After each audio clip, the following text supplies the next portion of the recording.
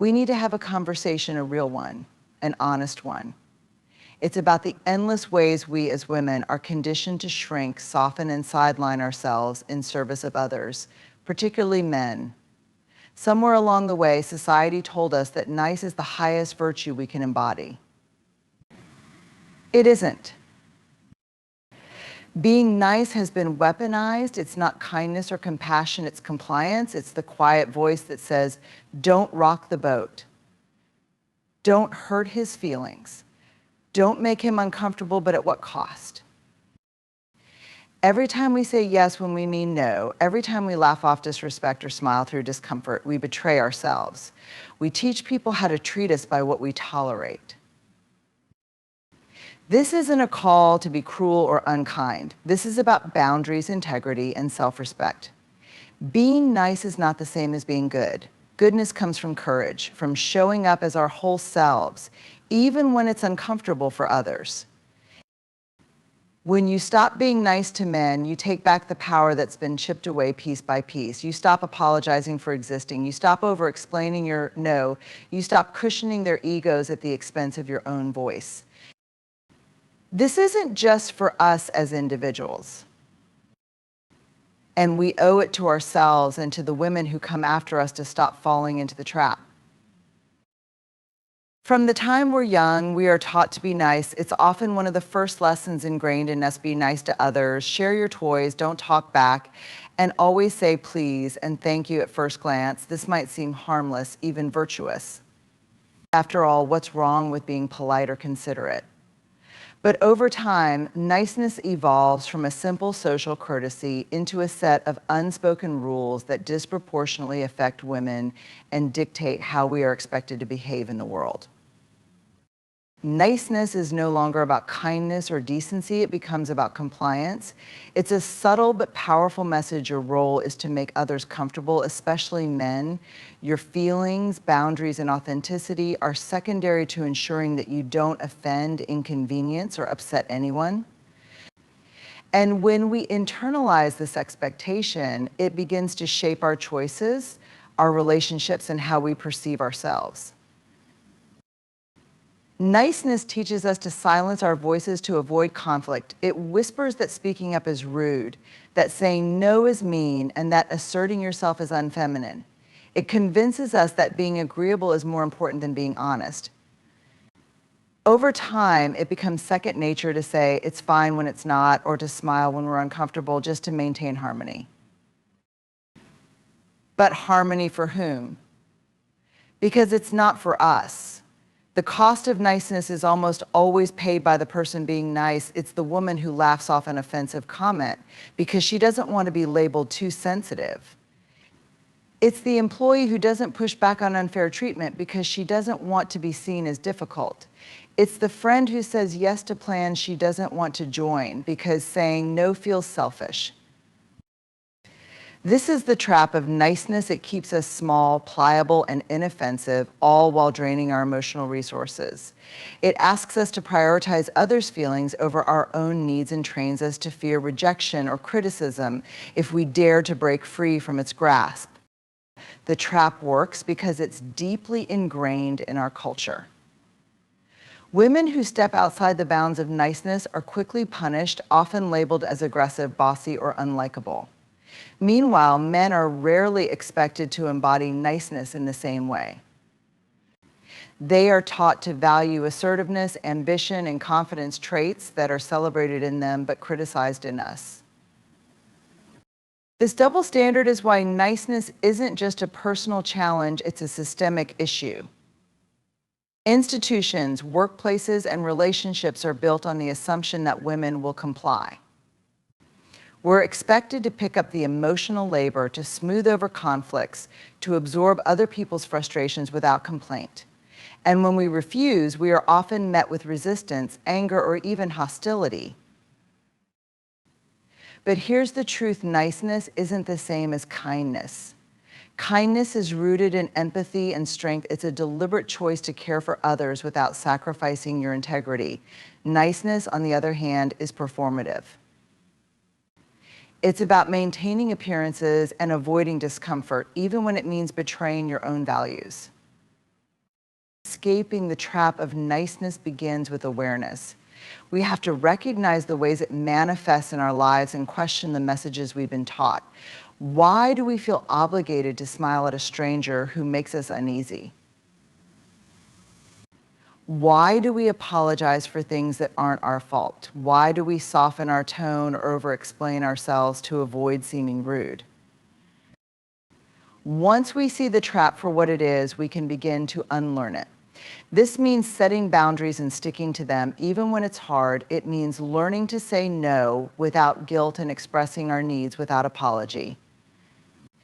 It means valuing authenticity over likability and recognizing that our worth is not determined by how comfortable we make others feel. Breaking free from the trap of niceness is not easy. It requires courage, self-reflection, and a willingness to disappoint people who have grown accustomed to our compliance.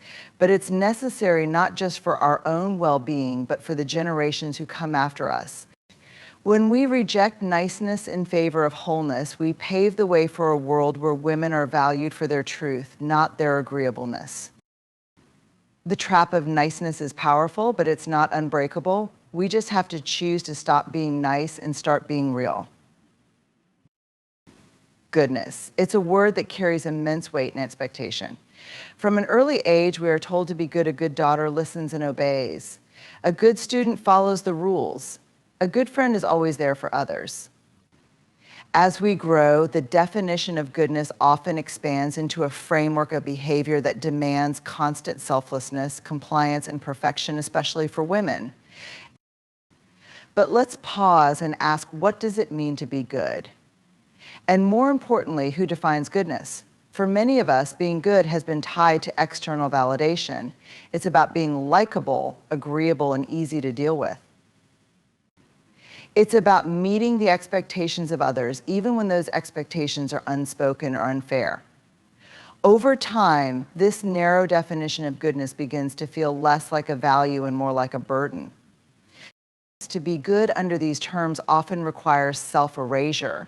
It means staying quiet when you have something important to say, because speaking up might make others uncomfortable. It means putting everyone else's needs ahead of your own, because prioritizing yourself might seem selfish. It means contorting yourself into a version of you that others find acceptable, even if it's far from authentic.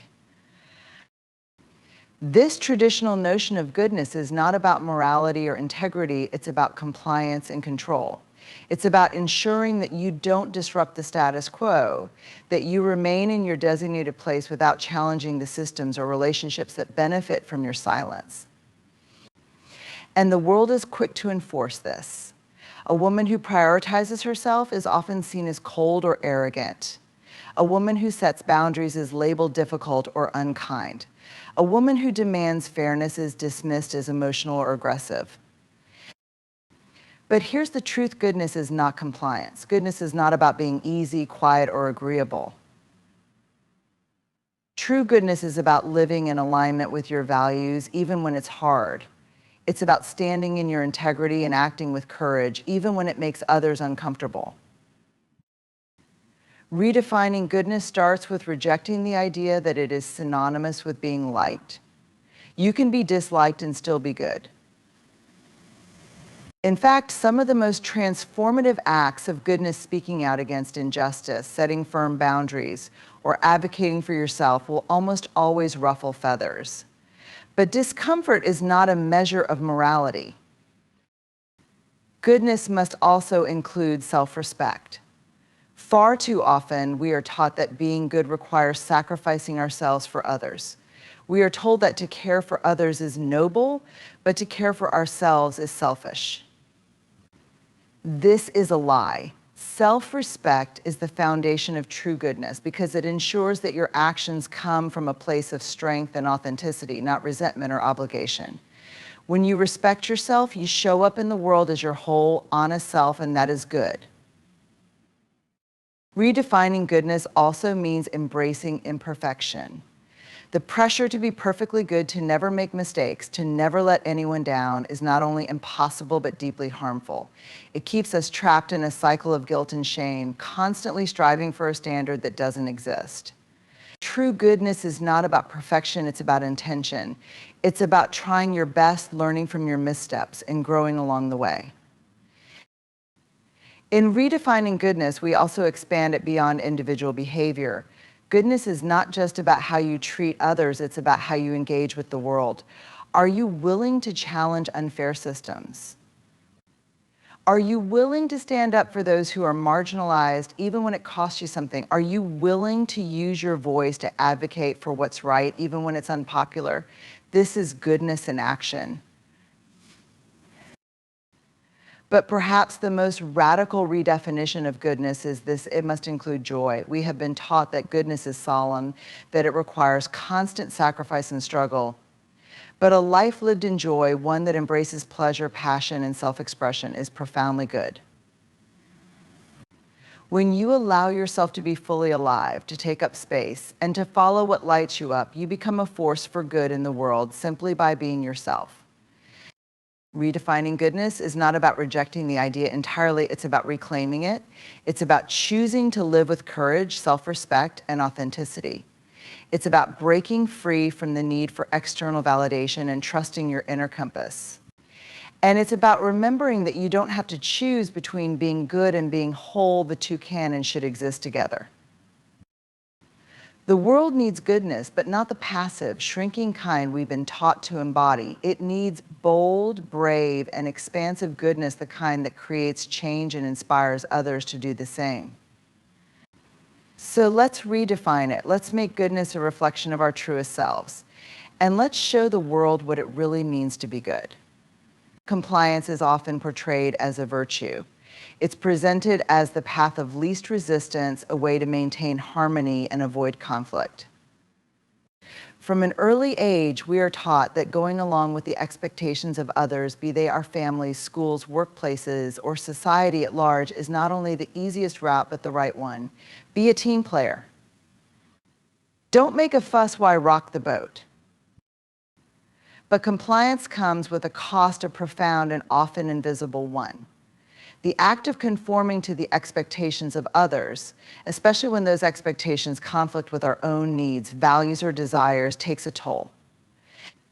It's not simply about agreeing to something in the moment, it's about the long-term erosion of our sense of self. Every time we comply with something that feels wrong, uncomfortable, or unfair, we lose a little bit of ourselves. It happens in small, seemingly insignificant ways at first. Maybe you let a comment slide that you know is disrespectful because you don't want to seem confrontational. Maybe you agree to take on extra work because you don't want to appear lazy. Maybe you smile and laugh when someone crosses a boundary because you don't want to make things awkward. These small acts of compliance can feel harmless in isolation, but they add up. Over time, they send a powerful message not just to the world, but to ourselves. The message is that our comfort, our needs, our boundaries, and even our dignity are less important than keeping the peace or meeting someone else's expectations. The cost of compliance is silence. It's the silencing of your voice, your opinions, and your truth.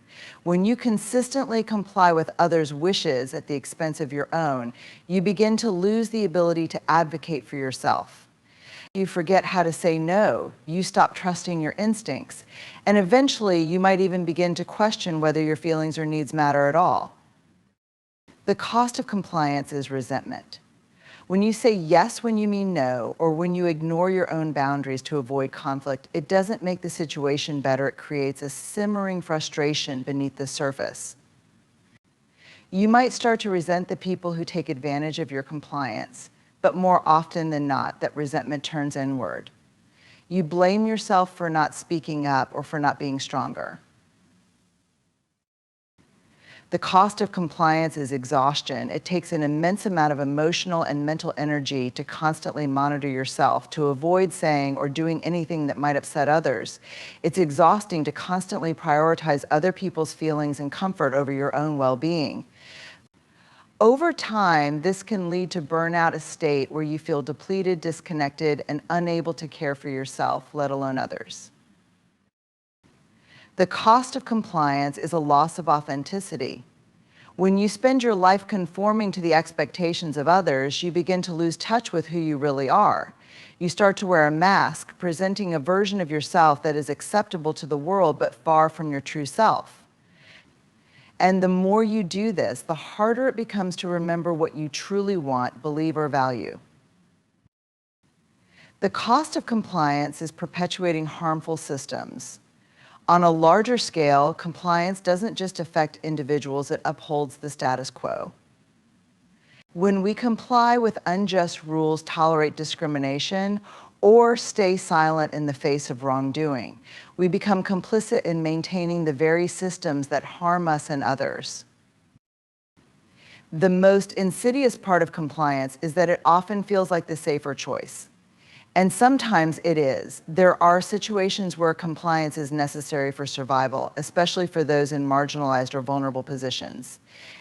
But when compliance becomes our default mode, even in situations where we have the freedom to choose differently, it becomes a cage. Breaking free from the cost of compliance requires courage. It means learning to tolerate discomfort, yours and others. It means saying no, even when it's easier to say yes. It means setting boundaries and sticking to them, even when people push back. It means being willing to risk disapproval, rejection, or conflict in order to honor your own needs and values. This is not easy work. It can feel terrifying to go against the grain, to challenge the expectations of others, or to stand up for yourself. But the alternative, the slow erosion of your sense of self, is far more costly. The truth is, compliance is not a virtue when it comes at the expense of your authenticity, well-being, and integrity. You don't have to please everyone. You don't have to agree to everything. And you don't have to sacrifice yourself to keep the peace. The cost of compliance is steep, but the reward of choosing yourself is priceless. It's the freedom to live authentically, to speak your truth, and to stand in your power. It's the chance to reclaim your voice, your boundaries, and your sense of self. And that is worth everything. Boundaries are often misunderstood. Some view them as walls, barriers designed to keep others out. Others see them as acts of selfishness, as though setting a boundary means you care only about yourself. But in reality, boundaries are neither of these things. Boundaries are acts of self-definition. They are a way of saying, this is who I am, and this is what I will and will not accept.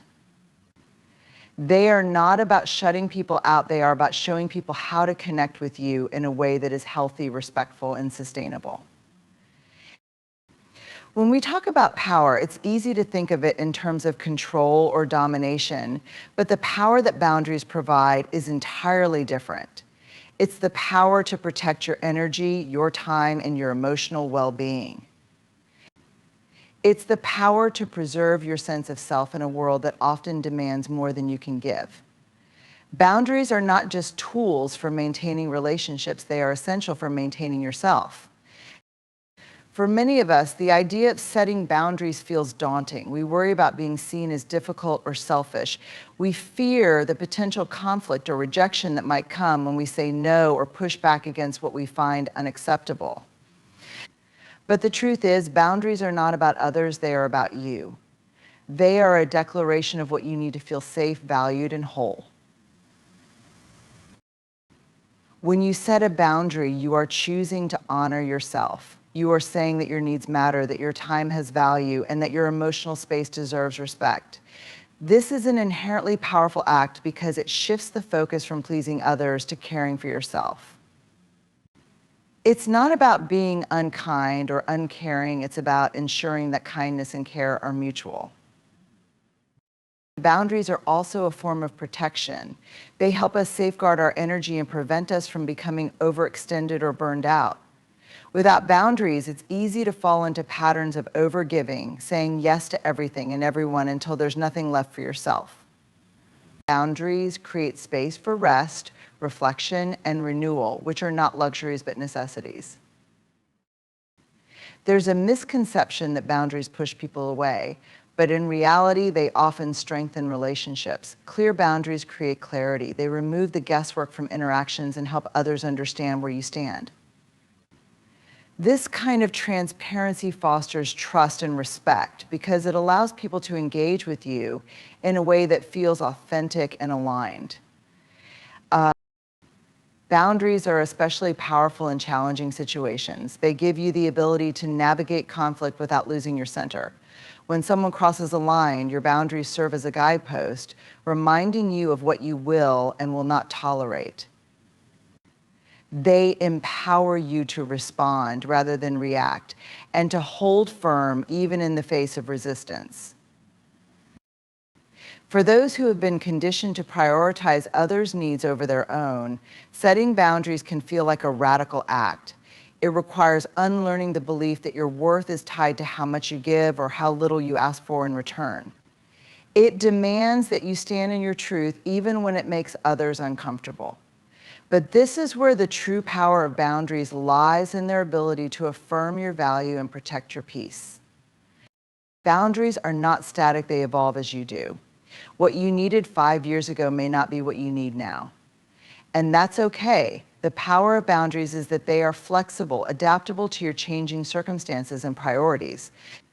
They are not a one-size-fits-all solution, but a deeply personal practice of self-respect and self-care. Apologies are powerful. At their best, they are a means of acknowledging harm, taking responsibility, and mending relationships. They show humility, empathy, and a willingness to grow. But for many, particularly women, apologies have become a default response used not just for genuine mistakes, but for taking up space, setting boundaries, or simply existing. This pattern of over-apologizing has profound implications, both for individuals and for the dynamics of power and respect in relationships and society. Over-apologizing is often taught early.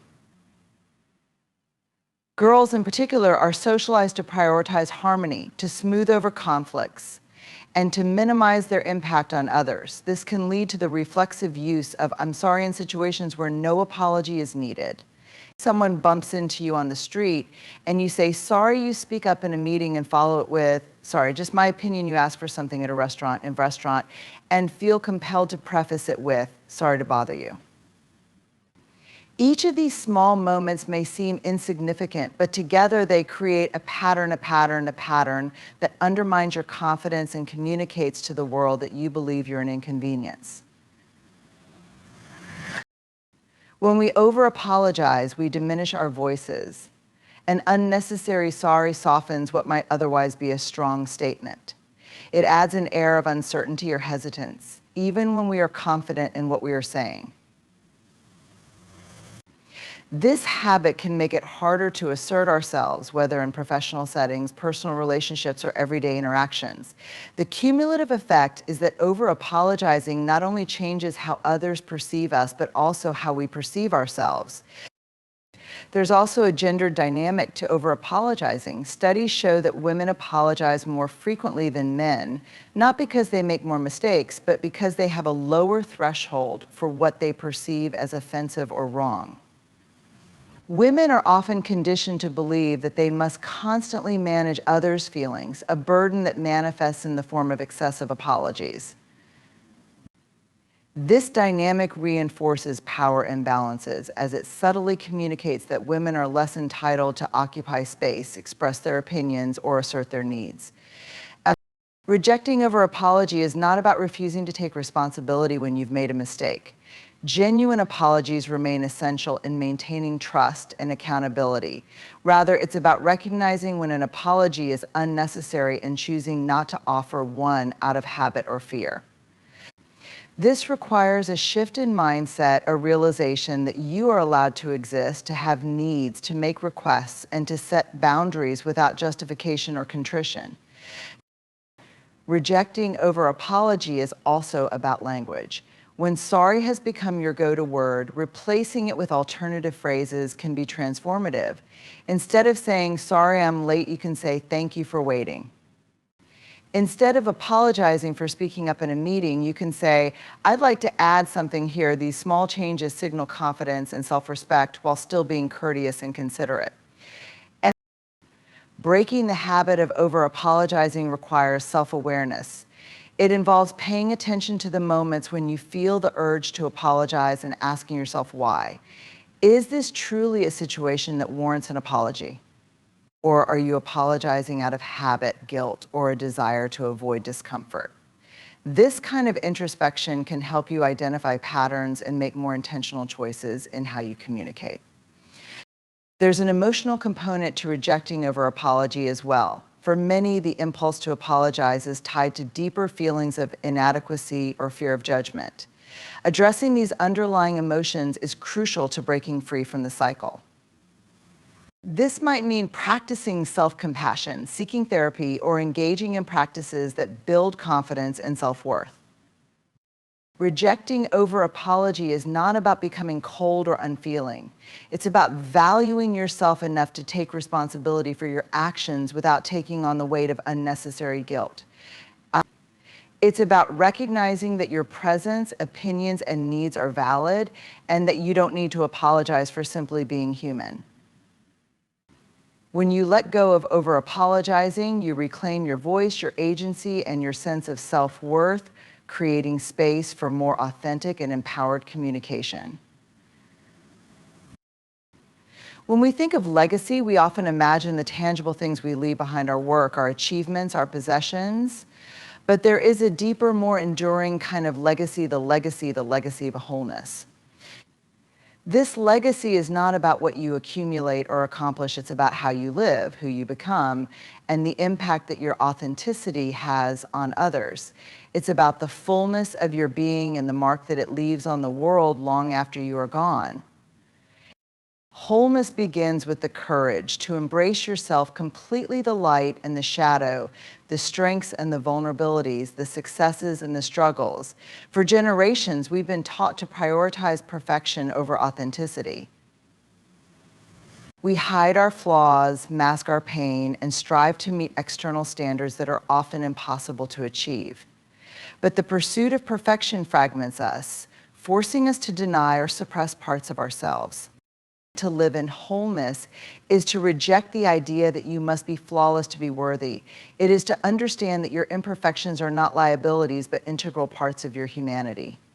Wholeness allows you to step into your life fully, unapologetically, and without the weight of trying to be something you are not. It is about integrating all parts of yourself, not just the ones that are easy to love or present to the world.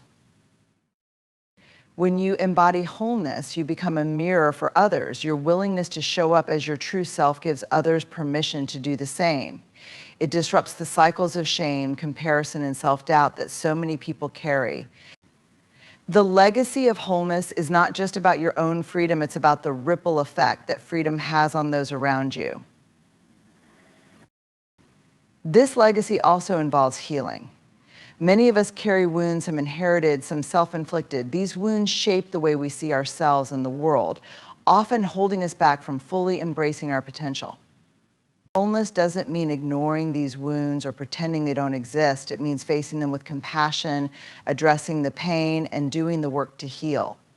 This process is neither linear nor easy, but it is transformative. Healing yourself contributes to a broader collective healing. Families, communities, and cultures often pass down cycles of harm, cycles of shame, silence, and unmet needs. By choosing wholeness, you break these patterns. You show that it is possible to live differently, to move through the world with both strength and tenderness. This is a legacy that reverberates far beyond your immediate sphere, influencing future generations in ways you may never fully see. Wholeness also requires a relationship with joy. It's not enough to simply survive. Wholeness is about thriving. It's about finding moments of joy, even in the midst of hardship, and allowing yourself to savor them without guilt.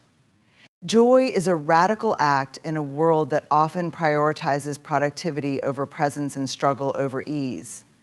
By embracing joy, you model what it means to live a life that is not just full, but fulfilling. The legacy of wholeness is deeply intertwined with authenticity. To live authentically is to live in alignment with your values, even when it's difficult. It's about speaking your truth, even when your voice shakes. It's about making choices that honor who you are rather than who others expect you to be. Authenticity is a gift, not just to yourself, but to the world. It challenges the masks that we all wear and encourages others to remove theirs. Living in wholeness also means embracing connection. The journey to reclaiming your voice, your boundaries, and your sense of self is not an easy one. It demands courage, introspection, and the willingness to unlearn deeply ingrained patterns. It requires rejecting the traps of niceness and over-apology, redefining what it means to be good, and breaking free from the cost of compliance. It's about understanding that boundaries are not barriers, but acts of self-respect, and that wholeness is not about perfection, but about authenticity and healing. Choosing yourself is not selfish, it's necessary. It's how you break cycles of harm, foster deeper connections, and live a life that aligns with your values and truth. When you step into your full power, you not only transform your own life, but also inspire others to do the same. This is your legacy, a testament to the strength and beauty of living fully, freely, and unapologetically.